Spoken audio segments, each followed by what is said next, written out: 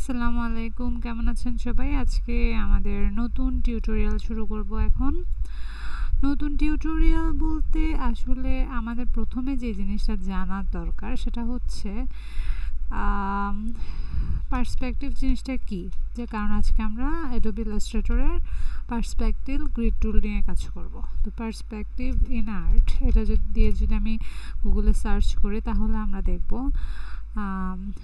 ইন্ট্রোডাকশানে দেখা যায় যে কি লিখছে দেখেন, Perspective in art usually refers to the representation of three-dimensional object or spaces in two-dimensional artwork.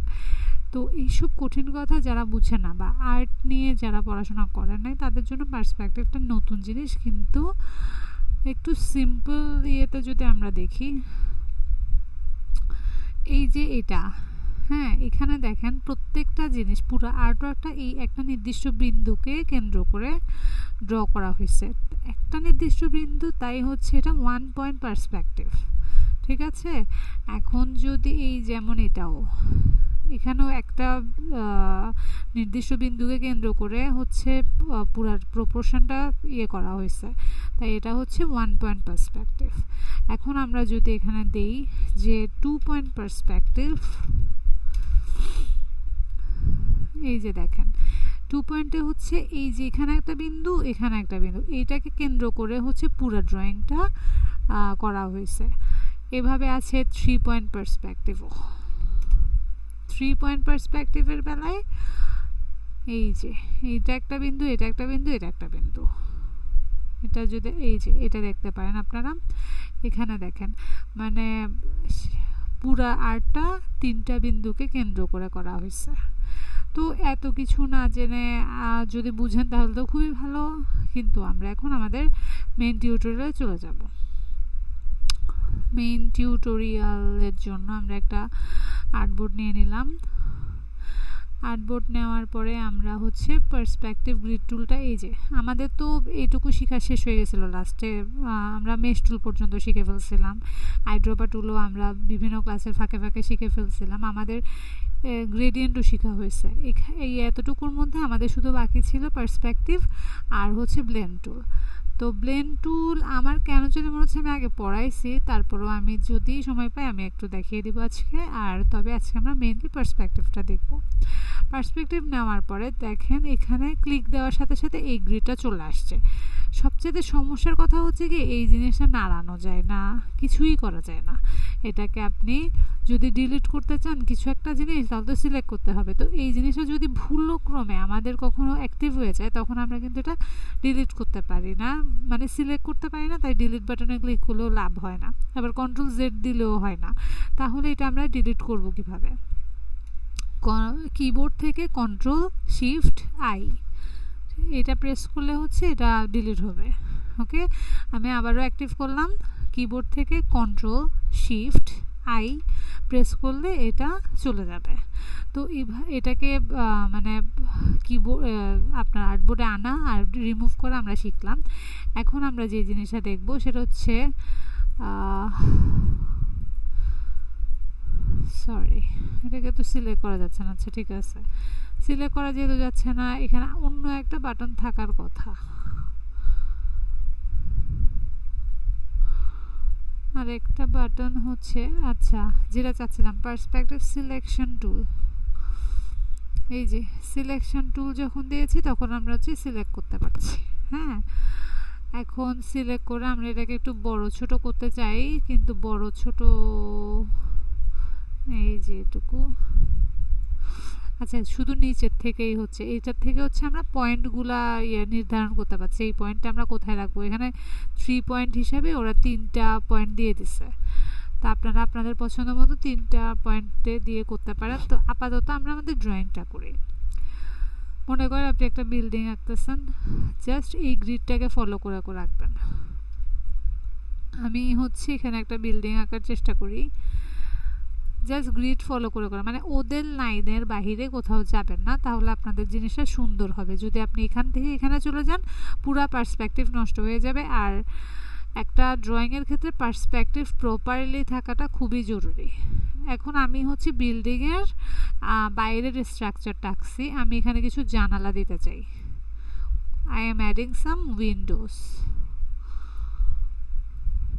ওকে, একদম আমার গ্রিড ফলো করে করে, আমি গ্রিডের বাইরে কোনো লাইনে যাব না, তাহলে দেখবেন আমাদের ড্রয়িংটা একদম পারফেক্ট হবে।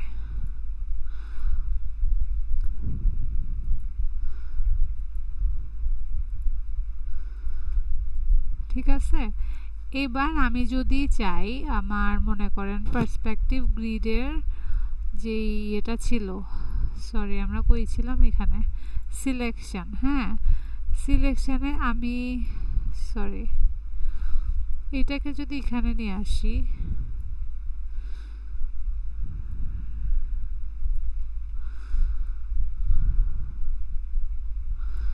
না ভাল লাগবে না, আমি যেভাবে শুরু করেছি ওভাবেই আমাকে শেষ করতে হবে। তো এইটাকে আমি এখান থেকে যদি এই জায়গায় নিয়ে আসি তাহলে কেমন হয় একটু দেখি।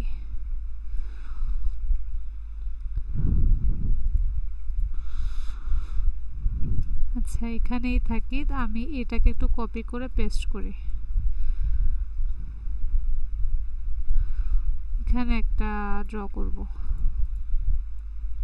এইটাকে আমি এখানে দিই, একদম লাইন বরাবরই করবেন, খবরদার লাইনের বদলানো যাবে না। তারপরে আমার এই যে জানালাগুলোকে উপর উঠাই,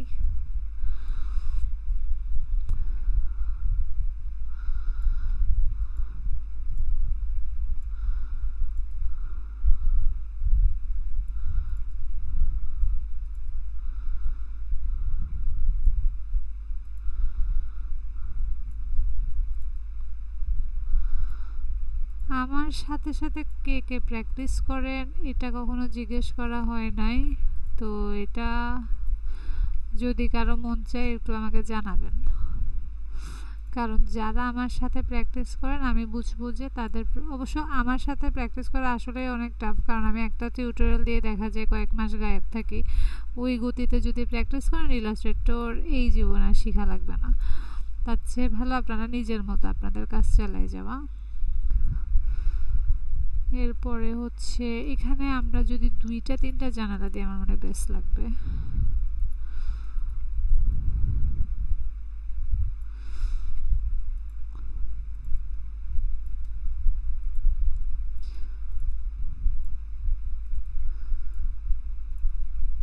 আর কারো যদি কোনো কিছু জানার থাকে আপনারা প্রশ্ন করবেন, প্রশ্ন না করলে আসলে আমার বোঝার উপায় নাই যে আপনাদের মনে কি নিয়ে কিউরিওসিটি আসে।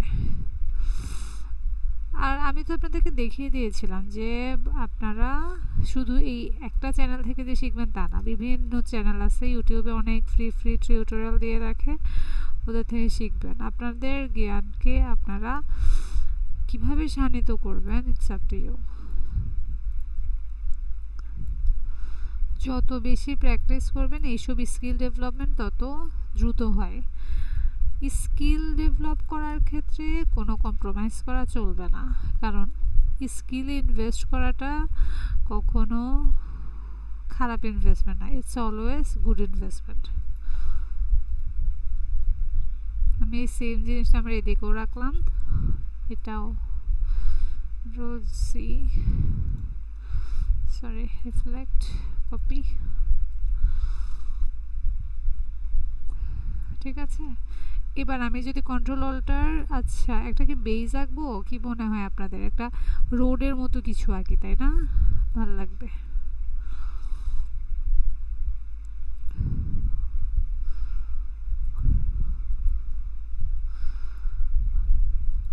ওকে এইটুকু রাখি আজকের মতো, আমরা নেক্সট যে জিনিসটা করতে চাই ওটাতে যাই। কন্ট্রোল শিফট আই, আমরা হচ্ছে আমাদের পুরা ইয়েটা রিমুভ করে দিলাম। এখন এখানে হচ্ছে আমরা একটা কালার দিয়ে দিলাম, কালারটা যে কোনো কালার দিতে পারেন, মানে 1 কালার দিতে পারেন, 2 কালার দিতে পারেন, ইটস আপ টু ইউ। তারপরে আমরা হচ্ছে এই জিনিসগুলোতে একটু কালার দিতে পারি, মনে করেন আমাদের আলো আসতেছে এদিক থেকে, তো এদিক থেকে যদি আলো পড়ে আমার এই জায়গাগুলো একটু ব্রাইট হবে আর এই পাশেরগুলো একটু ডার্ক হবে, তো এখানে একটু ডার্ক শেড দিয়ে এখানে আমরা একটু ডিপ শেড দিয়ে দিচ্ছি, সেম কালারের একটু লাইটার শেড। ওকে, আর এই জানালাগুলোতেও হচ্ছে আমরা একটু গ্রে টাইপের করে দেব।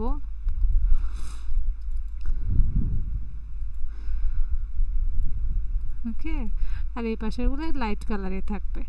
তো দেখেন আমাদের এটা হচ্ছে 2 পয়েন্ট পার্সপেক্টিভের একটা ড্রয়িং। যদি 1 পয়েন্ট পার্সপেক্টিভ করতাম তাহলে আমরা গ্রিডটাকে ওভাবে সাজাতে হইতো। আর এই জিনিসটা অর্থবহ লাগছে না, আমরা চাইলে এটাকে আর একটু ইয়ে করতে পারি, বাড়াতে পারি। ওকে,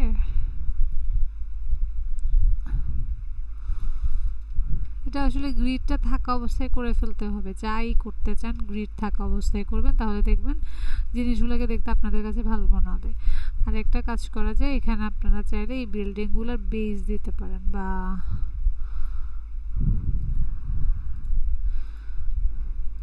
ঠিক আছে,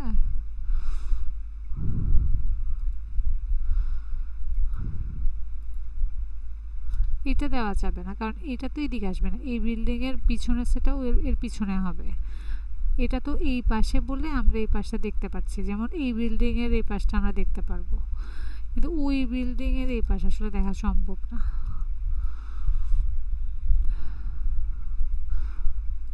ওকে, এখন অনেকটা বক্স বক্স লাগছে, এটাকে উপরে উঠাই দেব কারণ এটা বাজে লাগতেছে। এইটা এই যে এই জায়গাটা, হ্যাঁ, এই নিচের যেই পোর্শনটা, এইটা হতে হবে এইটার মতো করে, এটা যেভাবে গেছে ওভাবে, তাহলে হচ্ছে পারফেকশন আসবে। আচ্ছা, এটার পারফেকশন আনার জন্য আমরা যেটা করতে পারি, এই দিকে একটা আঁকতে পারি, এটাকে গাইড হিসেবে ইউজ করতে পারি। গাইড হিসেবে ইউজ করলে এই যে এদিকে যদি আমি দিয়ে দিই তাহলে এটাকে আমি ওভাবে উঠাই দিতে পারবো, ঠিক আছে। এরপর এটা ডিলিট, তারপরে এই পাশটার জন্য গাইড এটা হিসেবে এটা দিতে পারবেন।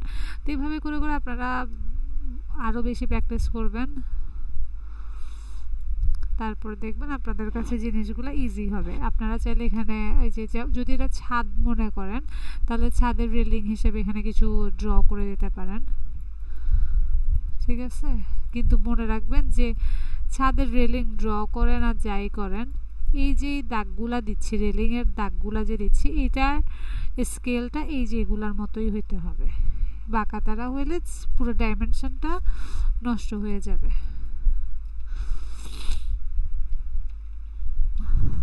আর হচ্ছে নেক্সট হচ্ছে আমাদের পার্সপেক্টিভ দেখা শেষ।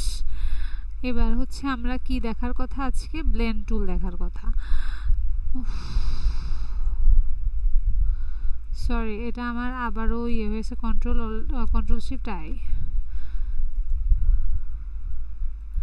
আচ্ছা, এখানে যদি অল্টার প্রেস করে দিতাম,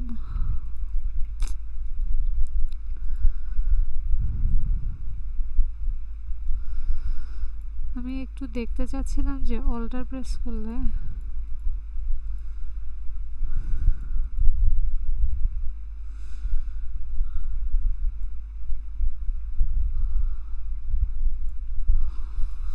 কন্ট্রোল শিফট আই দিয়ে আমি হচ্ছে এটাকে মুছে দিলাম। এবার আমাদের সেকেন্ড ক্লাস যেটা হচ্ছে ব্লেন্ড টুল। ব্লেন্ড টুলের কাজটা অনেক সুন্দর। আমি ফার্স্টে একটা ওভাল নিলাম, এই ওভাল শেপটা থেকে আরও একটা ওভাল শেপ আঁকলাম, সেম অল্টার প্রেস করে জাস্ট একটা কপি করলাম, কিন্তু এটাকে একটু ছোট রাখবো আর এটার কালারটা একটু ডিফারেন্ট দেব। এখন আমি দুইটাই সিলেক্ট করব, এদের স্ট্রোকটা একটু বাড়াই, ভাল লাগবে, ঠিক আছে। এখন এটার একটু লাইট কালার নেই, ওকে। এই দুইটার মধ্যে আমরা এখন ব্লেন্ডের কাজটা দেখব।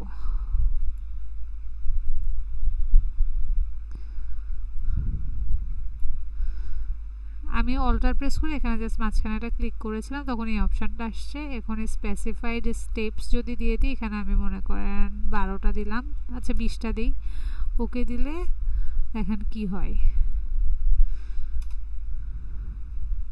I don't know what is going on. আচ্ছা, একটা মিনিট। কালার বদলানোর পর আমরা এগুলাকে ব্লেন্ড করব। এখান থেকে আমরা ব্লেন্ডটা করব না, হ্যাঁ, এখান থেকে ব্লেন্ড না করে আমরা অবজেক্ট থেকে ব্লেন্ড করব। অবজেক্টে ব্লেন্ডের অপশানে আসবেন। আপনারা ব্লেন্ড টুলের মানে হচ্ছে এই সেম জিনিসের মাঝখানে একই রকম জিনিস আরও কয়েকটা অ্যাড করা, আর রেশিও হবে এই দিক থেকে বড়, তো তাও বড় থেকে শুরু হয়ে এইটুকু ছোটোতে যাবে। তো এটার একটা এক্সাম্পল দেখেন যে আমি যখন ব্লেন্ড অপশানে আসলাম, স্পেসিফাইড স্পেস থেকে আমি ধরেন 20টা দিয়ে দিলাম, ওকে।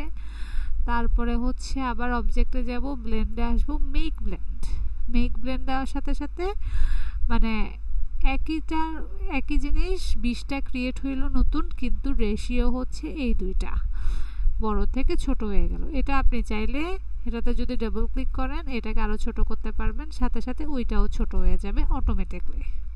এটাকে চাইলে আরও বড় করতে পারেন, তাহলে ওরা ওভাবে করে বড় ছোট হবে। এটা হচ্ছে ব্লেন্ড টুলের প্রথম কাজ। সেকেন্ড যেটা জিনিস দেখানো যায় সেটা হচ্ছে, মনে করেন আমি নিজেও আসলে এটা শিওর না যে হবে নাকি হবে না, লেটস ট্রাই। এটাকে আমরা একটা গ্রেডিয়েন্ট কালার দেব। গ্রেডিয়েন্টে আমরা একটু সুন্দর কোনো গ্রেডিয়েন্ট ইউজ করতে পারি। এটাতে একটু ব্লু কালার দিই, এদিক দিয়ে একটু পার্পল কালার দিই, মাঝখান থেকে এটা ফেলে দিই। ওকে, স্ট্রোক কালারটা আমি রাখবো না এখন। এই পাশেও সেম টাইপের কিছু কালার, তবে এই পাশের কালারটা উল্টে দিব। এই যে গ্রেডিয়েন্টের এই অপশান থেকে জাস্ট রিভার্স করে দিলাম। হ্যাঁ, তখন আমার এই পাশে ছিল বেগুনিটা, এই পাশ দিয়ে এখন ওই পাশ দিয়ে চলে গেছে। মানে এই বক্সটাতে ছিল বেগুনি কালার রাইট সাইডে, এই বক্স হচ্ছে বেগুনি কালার লেফট সাইডে, জাস্ট রিভার্স করে দেওয়ার কারণে। এখন আপনারা চাইলে বেগুনিটার একটু বেশি করে দিতে পারেন, এই যে এটা হচ্ছে মাত্রাটা বাড়িয়ে দিতে পারেন। ওকে, এবার আমি দুইটা সিলেক্ট করলাম, তারপরে মেক ব্লেন্ড দিব। ব্লেন্ডের অপশানে আমি আবার যাব না, কারণ আমি আগের সেম ব্লেন্ডটাই রাখবো। 20টা মেক দিলে আবার ওইটা সেম হয়ে যাবে। এই যে আপনারা চাইলে এখন ব্লেন্ডের থেকে অপশানে যদি যান, ব্লেন্ডের অপশানটা কই, এখন যদি ব্লেন্ড অপশানে যান, এটা কিন্তু সিলেক্ট আছে, সিলেক্ট থাকা অবস্থায় এখানে প্রিভিউতেও ক্লিক করেন, এটা একটু কমালে এটা আস্তে আস্তে কমবে। ওকে দিলাম। চাইলে আপনারা এখানে এই কালার চেঞ্জ করতে পারবেন ডিরেক্ট সিলেকশন টুল দিয়ে। যদি আমি এটাকে ধরি আর এটার কালার যদি আমি বদলাই, ওকে, তো আমার এটা পছন্দ হয়েছে। আমি এখন এটা নতুন একটা জিনিস দেখাবো বললাম না, সেম জিনিস তো আমরা এখানেও দেখছি। নতুন কি কাজ, মনে করেন আমি একটা পাথ ড্র করলাম। হ্যাঁ, একটা পাথ ড্র করলাম আমার পেন্সিল টুল দিয়ে। এটাকে আমি একটা আরেকটার সাথে করব, অ্যাপ্লাই করব। তো এটাকে অ্যাপ্লাই করার জন্য অবজেক্টে আসলাম, ব্লেন্ডে আসলাম, রিপ্লেস স্পাইন একটু দিয়ে দেখি রিপ্লেস স্পাইন হয় কিনা। ওকে, আমার পাতে আমার ওই ব্লেন্ড টুলটা চলে গেল। এখানেও চাইলে আপনারা ব্লেন্ড অপশান চেঞ্জ করতে পারবেন। এখানে প্রিভিউটা অন থাকবে, আমি বাড়ালাম বা কমালাম। ঠিক আছে, আমি একটু বাড়াইয়ে আমি আমার এইটা একটু ছোট করে দিই। কিউট না? তো এই জিনিসগুলো আমার আজকের ক্লাসের বেসিক পার্ট ছিল। আর কোনো কথা জানতে চাইলে ব্লেন্ড টুল আর হচ্ছে পার্সপেক্টিভ টুল নিয়ে আপনারা অবশ্যই আমাদেরকে জানাবেন। ওকে, থ্যাংক ইউ সবাইকে।